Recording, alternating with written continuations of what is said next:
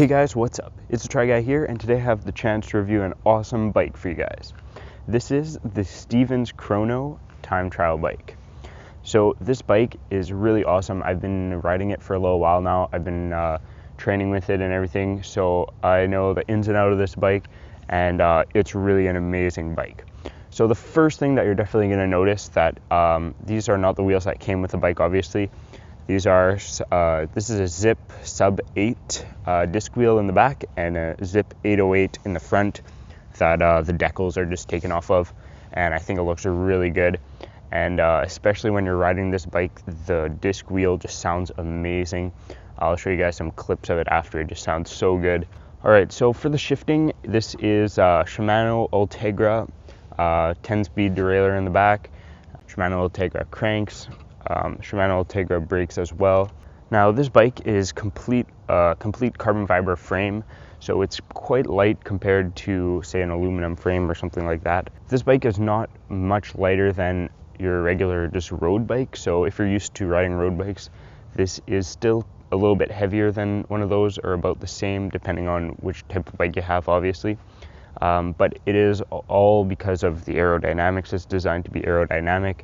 As most of you guys know, in triathlon, time trial bikes are the best bike that you can have, and that's because of how aerodynamic they are, and not necessarily because of their weight. Now, that's not to say that this bike is heavy by any means. This is a very light bike compared to most bikes.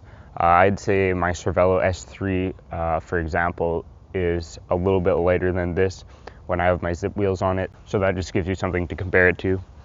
Now, this bike has Fsa Vision Handlebars. Obviously, you need to have aero bars for this type of time trial bike.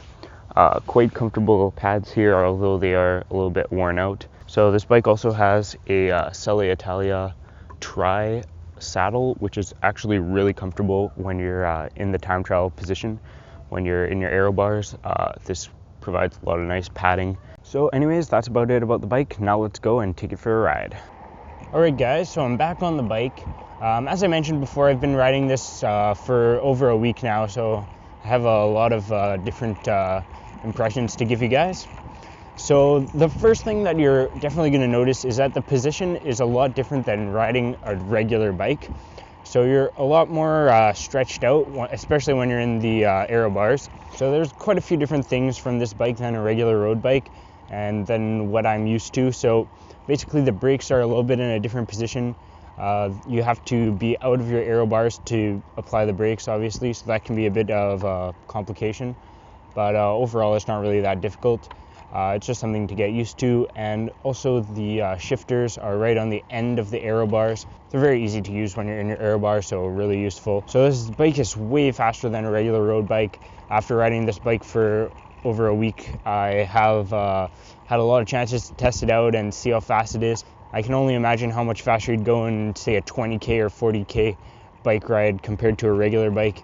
It's definitely a huge advantage. Something you really have to talk about with this bike is the wheels. So these wheels are very expensive, but they're also really awesome wheels to have. Extremely aerodynamic, obviously, with the 808 in the front and the sub 8 disc wheel in the back. These are both Zipp wheels, and they really improve this bike as a whole. Maybe you can hear right now, but this rear wheel sounds amazing.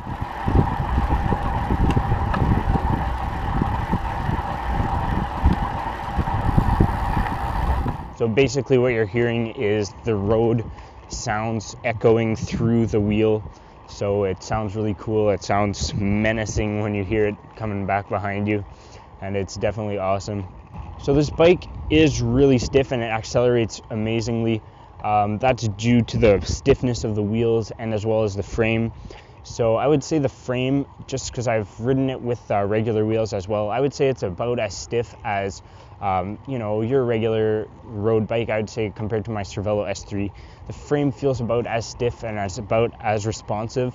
But once you put on the disc wheels, it just really ups the game, gets it even better, even stiffer, and it's really quite amazing.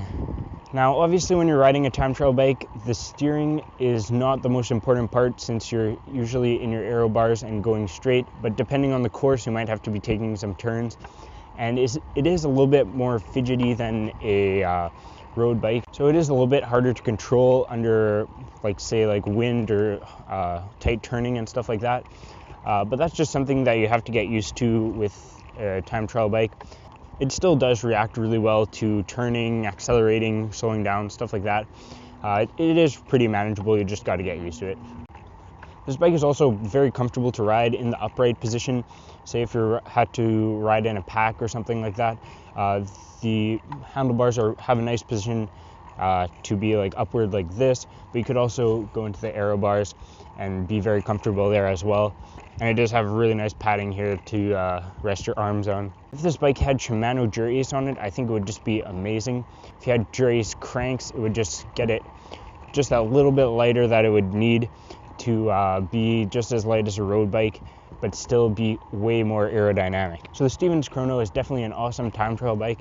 I would certainly suggest it, especially with these wheels that it has. It's really an amazing bike and a great one for doing triathlon. Alright guys, thanks for watching the video. I hope you guys enjoyed it. Make sure to check out the rest of my channel to see more videos like this, and I'll see you guys in the next one. This is pretty much the best bike that Look makes. It is also one of the most expensive, around $13,000 in total for this specific model. And after watching this video today, you're going to be an expert on disc wheels. There are many reasons why someone would want to have a disc wheel, why it's a good thing to have. So the first reason why, say someone in triathlon would want to have a disc wheel